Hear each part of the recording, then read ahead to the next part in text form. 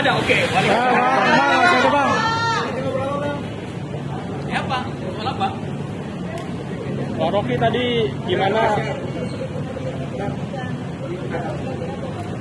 Ya, sebagai wakil masyarakat sipil diundang untuk menyaksikan sekaligus menjadi penanda bahwa kabinet itu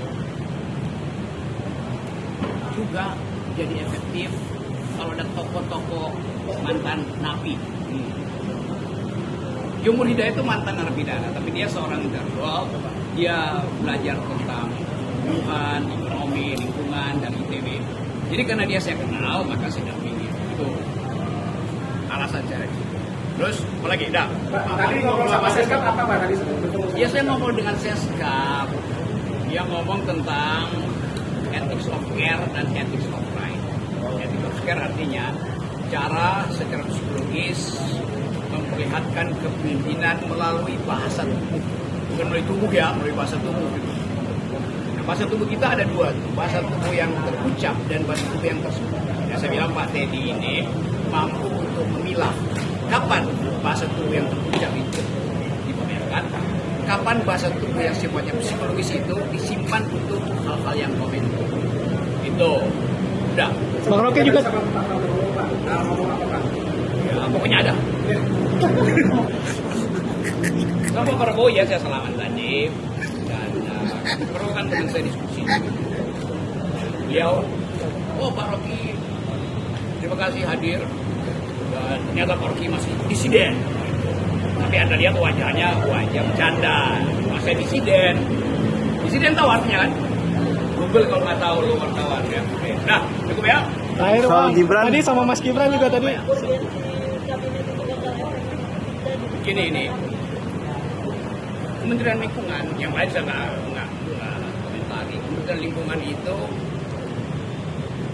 dia jadi kementerian global, bukan sekedar kementerian di Indonesia. Karena isu lingkungan itu isu global. Anda pergi kemana-mana, Anda bertemu dengan generasi muda, mereka akan tanya, do you speak environmental ethics? Jadi itu intinya. Dan di Indonesia ada 70 juta Gen Z yang menunggu sikap pemerintah terhadap lingkungan. 2029, 70 juta ini adalah tempat bertanding para politisi untuk berebut suara. Nah, kalau politisi tidak do not speak environmental ethics, anak-anak muda 70 juta ini akan menganggap berarti kalian tidak memahami keputusan kami.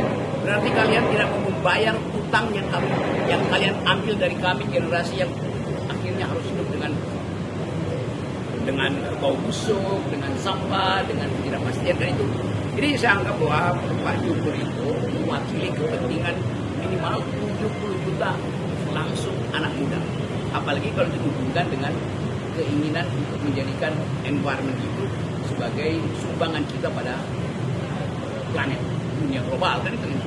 Jadi itu sekaligus kementerian itu kementerian yang sangat rawan untuk jadi lahan pertukaran oligarki, politisi.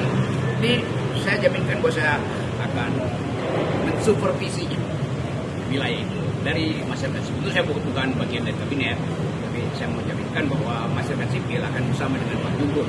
Karena Pak Jumur aktivis, dia mengerti tentang kesulitan ekonomi, dia pimpinan buruh. Jadi sekali lagi Pak Jumur itu mengerti politik.